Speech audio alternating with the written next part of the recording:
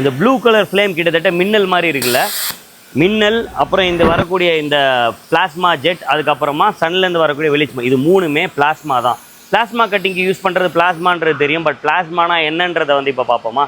So ஜென்ரலாக ஃபிசிக்ஸில் வந்து தேர் ஆர் 3 ஸ்டேட்ஸ் ஆஃப் மேட்டர்னு சொல்லுவாங்க, சமயத்தில் 4ன்னு கூட அதை வந்து சொல்லுவோம். ஸோ 3 ஸ்டேட் ஆஃப் மேட்டர்னா என்ன, முதல்ல மேட்டர்னா என்னன்றதை பார்ப்போம். தமிழில் அது ஒரு பொருள் அப்படின்னு வந்து எடுத்துக்கலாம். எக்ஸாம்பிளுக்கு இந்த பொருள் ஒரு இடத்துல வச்சோன்னா அது ஒரு இடத்த நிரப்புது அப்படின்னாலோ, இந்த பொருளுக்கு ஒரு வெயிட் இருக்குது அப்படின்னாலோ இதை தான் ஒரு மேட்டர்ன்றதை சொல்லுவோம்.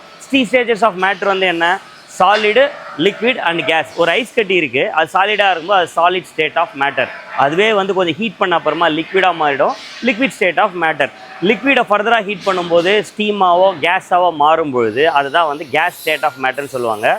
That is the 4th state of matter. 4வது என்னன்றது பார்த்தீங்கன்னா அதுதான் பிளாஸ்மா.